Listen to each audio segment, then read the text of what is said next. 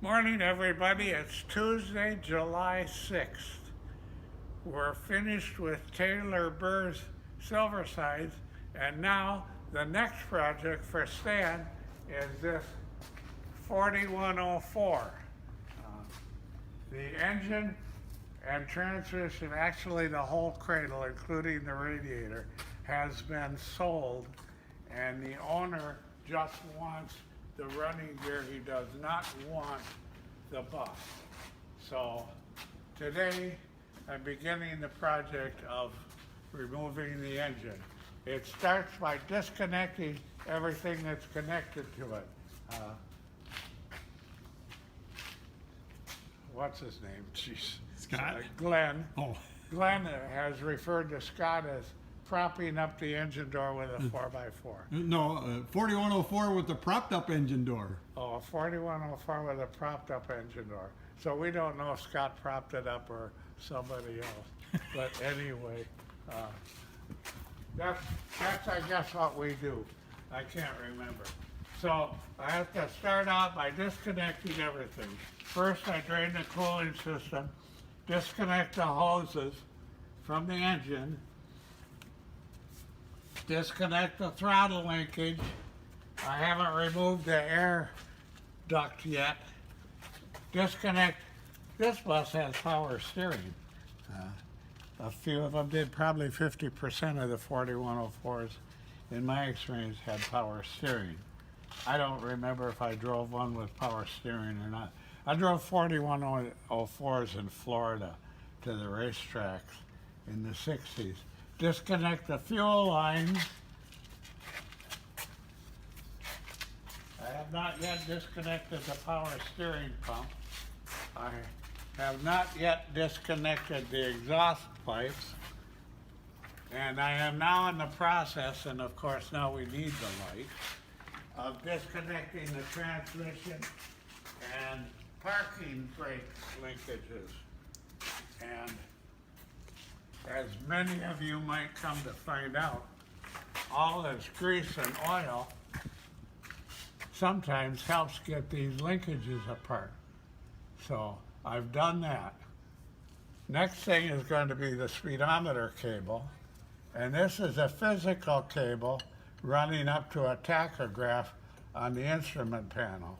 Some of these buses had electric speedometers, and you've seen how those work. Does that cable run the entire length of the bus? Yes, it does. And they were a constant problem because of that.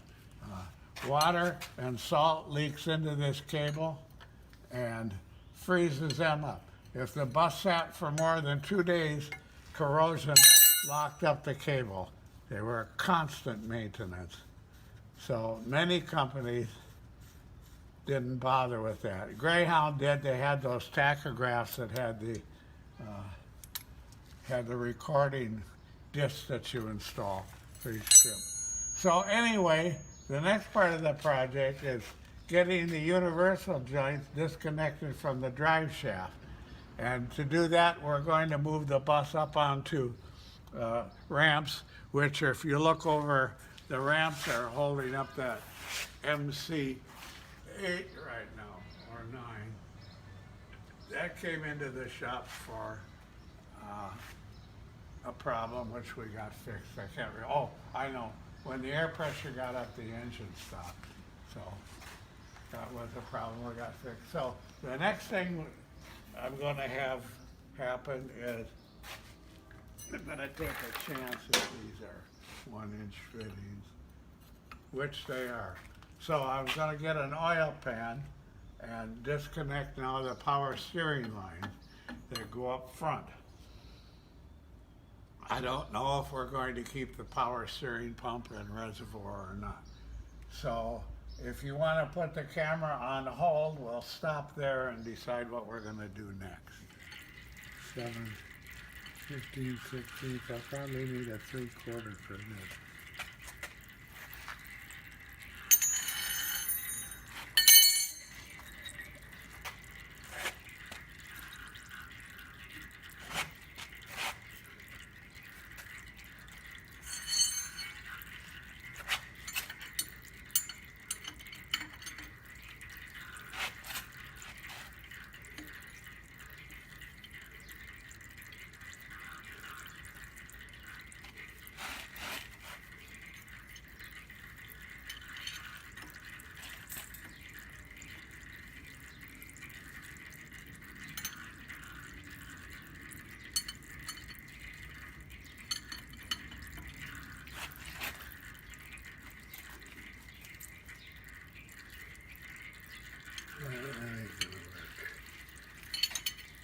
a stronger wrench.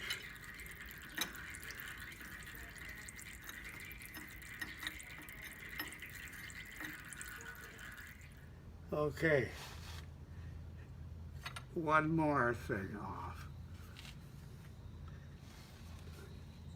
Now, we have the air compressor disconnected.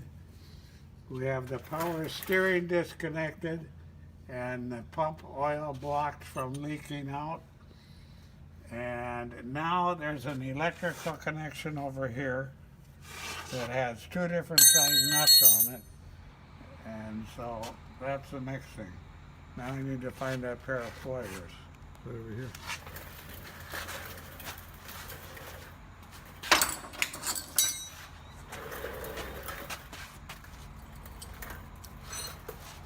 To take what looks like a round, not a, where's the light? Let me see, where's the light?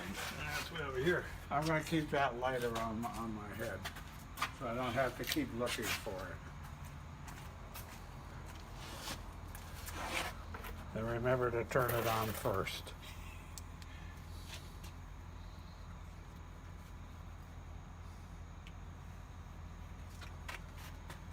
Okay. So up in here is some kind of funny shenanigan.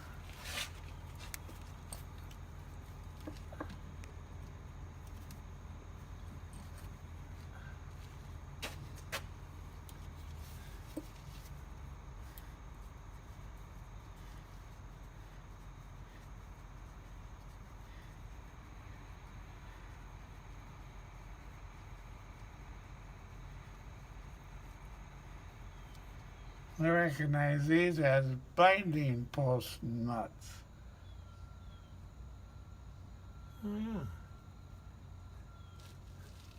yeah. And I got the wire loose, so I'll put this binding post nut back on and let the new owner of this engine Enjoy it. enjoy it, yes. That was the word that I was frantically struggling to find. Really? Okay, that should take care of the wires to the engine. All right, now gotta think what's next. Well, we got sidetracked today. This MC, is this an 8 or a 9? 8. This is an 8, came into the shop for repairs. We got half of the repair work done. No, actually, we got all the repair work done. And come to find out now that the front suspension won't lift. The airbags are not getting any air. So Stan is under the bus. You can see him there. Cute knees. We didn't throw him under the bus. Yes, it does, doesn't he? While he's under there, we could shave his legs. Beautiful legs, yes. And, so Stan is now in the process of getting ready to see if there's air to the suspension valve. So we're off of our 4104 project and onto this. Mostly because we need those ramps. And the money. And the... Yes, we do need the ramps too, so here we are. So we stuck. got to get this one fixed and off the ramps to use it on the other one. That's it. All right. That describes it perfectly. All right. Well, get to it then. I'm doing all I can. I think the guy underneath is doing more than you are. Well, that's right. But he deserves to do more than me. He's younger. He's younger, and not only that, but I need to fetch tools. So that is all. We're going to call you Tool Boy. Okay, call me Tool Boy. We'll be back when the bus lifts itself up. Oh, but wait, there's more. While we were doing the video shoot today on the 4104, Glenn wanted to watch a train go by. Well, the Progressive Rail, the old Minneapolis, Northfield, and Southern, the Dan Patch line, goes right by our backyard. Well, we were busy, so I put this little one together for him and for you all to see. The scene is 94th Street and Syndicate Avenue in Bloomington, Minnesota, near the bus garage. So here we go.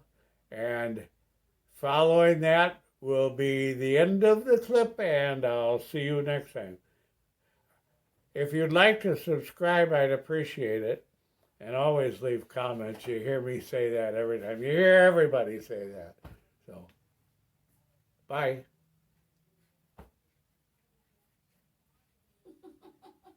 Look how we